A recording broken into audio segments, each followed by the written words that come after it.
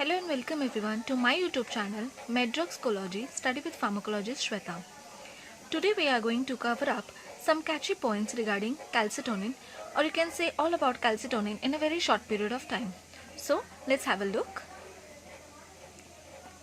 These are the contents of today's topic. Some specifications, relationship between PTH, that is nothing but the parathyroid hormone, calcium and calcitonin, pharmacological actions, therapeutic uses and preparations for the same. So you can see the specifications.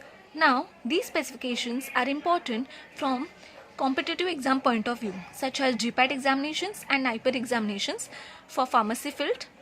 So what are the specifications of calcitonin? Firstly, it is a hypocalcemic hormone. It was discovered by Kopp in 1962. It is a single polypeptide chain with 32 amino acids having a molecular weight of 3600 daltons. It is produced by the parafollicular C cells of the thyroid gland. Now, what is the relationship between the PTH, that is parathyroid hormone, calcium and calcitonin?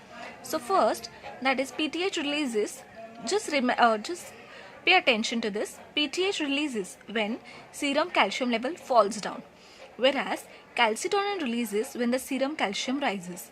So to elaborate this, we will go with a diagrammatic presentation.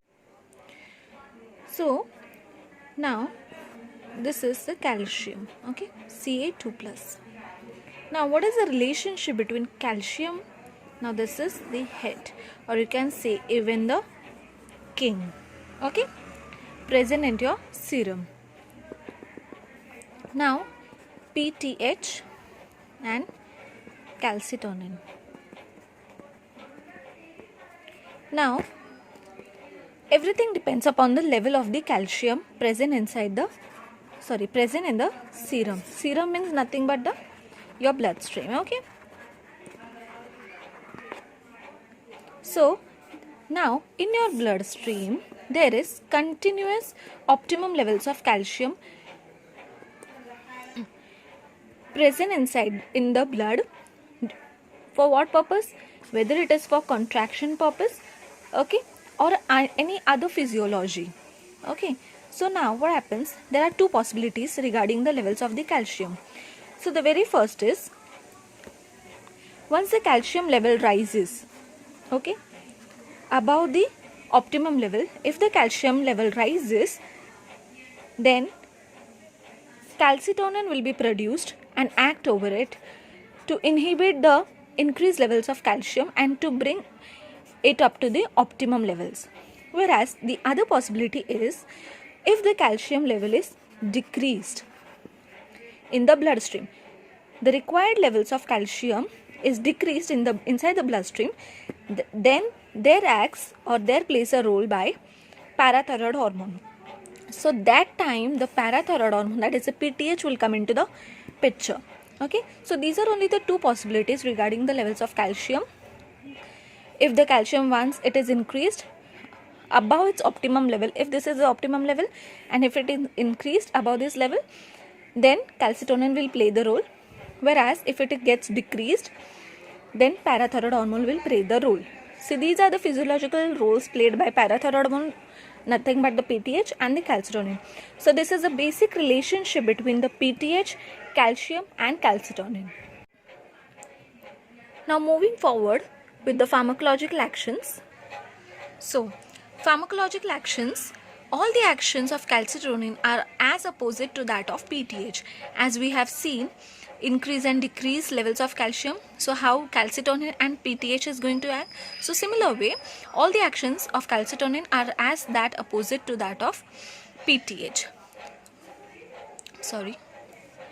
Okay, so where it is going to act, calcitonin is mainly going to act over the bones of the body, and the second is on the kidney. So what happens if it is going to act over on the bones? So calcitonin is going to inhibit the bone resorption, okay, by the direct action on the osteoclasts, thereby decreasing the ruffle surface which forms a contact with the receptive pit. The hypocalcemic action of the calcitonin, it lasts around 8 hours.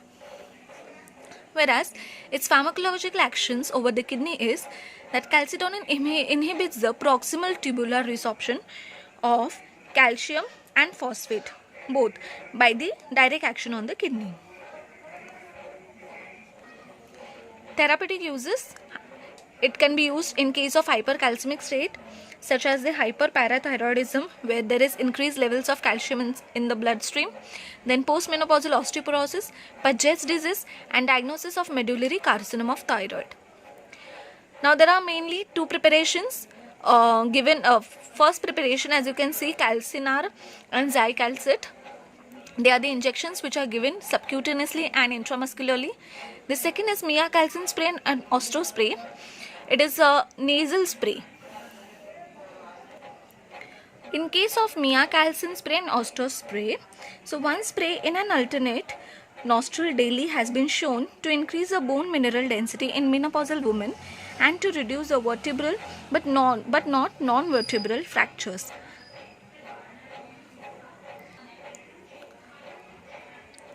So this was all very informative, not so in detail, but the catchy points regarding calcitonin.